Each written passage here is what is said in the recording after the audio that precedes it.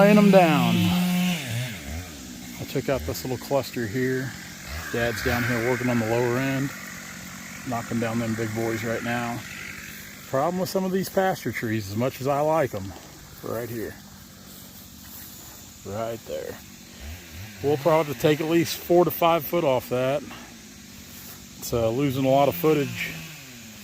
It's a big tree, but still, you hate to lose anything. Again, just a big lumber log. It's not a high grade log, just a big piece of wood. But still, you don't want to lose any footage. I still need to come in here and cut my spurs off.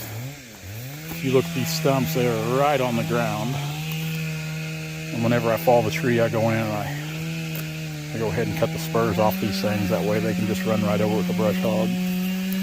We cut the tops up fine as we go, as I've stated before. That way I can come right back in with a skid steer, pile up. I'll pack the logs right up here by the gate. We'll pull up there at the truck, load them quick and easy. That one there. Some of these big trees, you know, they're real top heavy, these big bushy tops out here in these pastures. So when they fall, logs going up in the air like that, we're probably 12 foot off the ground at least. So what we'll do is we'll actually just take the skid steer and we'll give that top a push to kind of break some of those limbs and lower it down. That's when we'll cut the log out of it and then proceed to cutting up the treetop.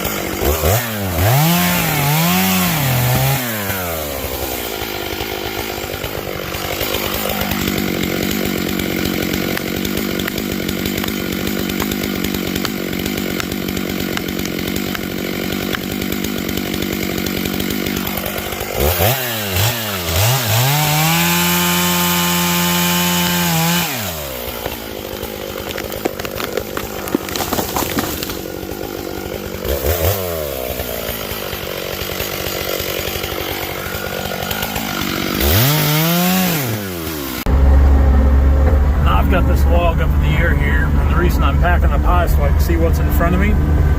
That's pretty wet. Water drains through here, water standing in there. Our log skidder would rip that all to pieces. This track machine, I'm just kind of easing over it. I'm not getting a big hurry. I'm not shifting out of the low side. When I get up here on the high ground, see, I've shifted up gear. This is a pretty quick way to get logs out in these open areas like this, these pastures. Even if you're just packing them one at a time like this.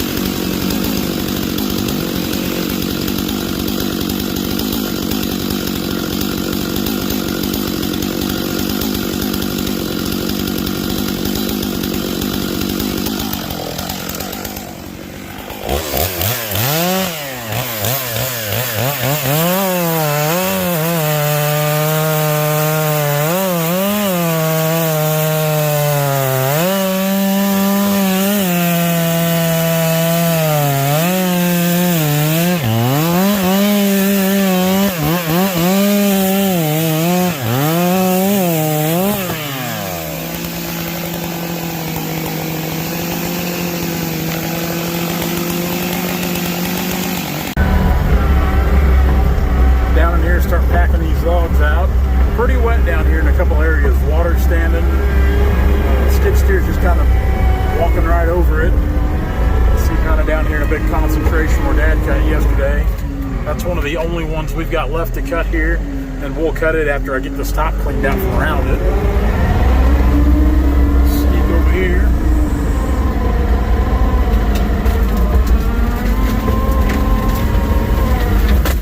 Push that brush there for right now because we don't want to drag anything to the deck we don't need.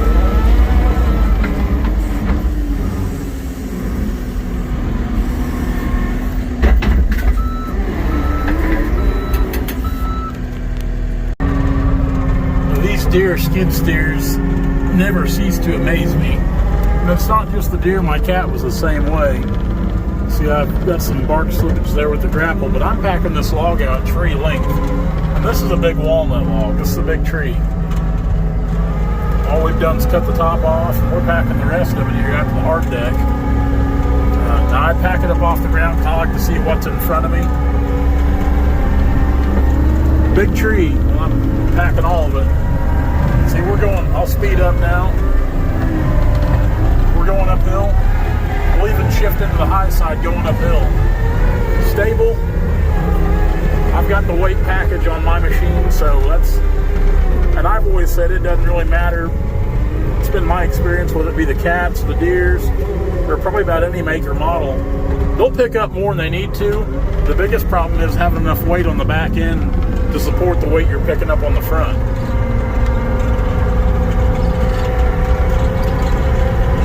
These are a pretty good sized set of pasture trees. They're rough, but they're big.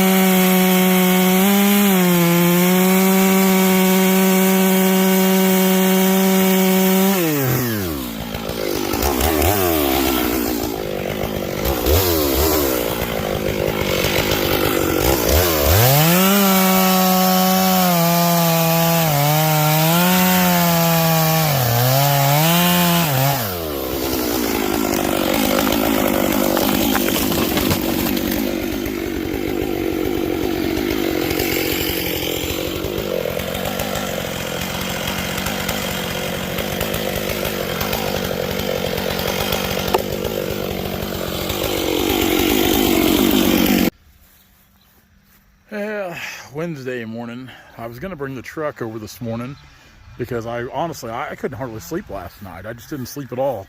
Really, and all I could think about was like, man, I can't wait to haul logs to this truck now with that tag on there. But we've got a bunch here. We've got over a load ready. close to it anyway. These are pretty good sized logs. But the skid steer needed fuel because I'd run it down low yesterday, low enough that I didn't keep working because I was getting scared how low it was. So we've got some more logs I need to get packed out. There's rain coming in tomorrow, so really I need to try to get all these logs packed out to where they're out here, to where I can get in here to load out. As long as these logs are out here, we can always back in right there off the main gravel road right up there, and I can always kind of feed the truck with the skid steer. So my main concern right now is getting everything up here. Then we'll worry about getting tops cleaned up. Like these tops are all cut up. We'll take the grapple. I'm probably going to pack all these tops way down there to the bottom. Stumps, they're there, but they're almost non-existent. Like I said, these are right at ground level. I know I keep talking about that, about how low our stumps are and what the cleanup's like on these pasture jobs, but you know, I take a lot of pride in how me and Dad log these jobs like this, and how it all looks when we're done. You know, right now, yeah, you can see treetops and stuff, but mark my words, here in a day or so when we're done with this, there won't be nothing here. There will be no treetops or anything. You won't be able to see the stumps because they are low to the ground, right at ground level. It's hard on chains as low as I cut those things, because a lot of times I'm literally cutting in the dirt. And the thing with these walnut, especially these pasture walnut trees, take a look right here. See all these walnuts down here. Squirrels and rats and whatnot, they just kind of camp out under these trees and have a buffet. So those walnuts are real abrasive on your saw teeth. I mean, those walnut shells are hard, and they're not good for teeth. They work your saw teeth over. So it is hard on chains as low as we cut these, but there she goes. But it does leave the stumps looking good where they can just mow right over top of them without dragging or anything, and that's what I like. Hey guys, if you like what you see, be sure to like, comment, and subscribe to our channel for all of our latest videos.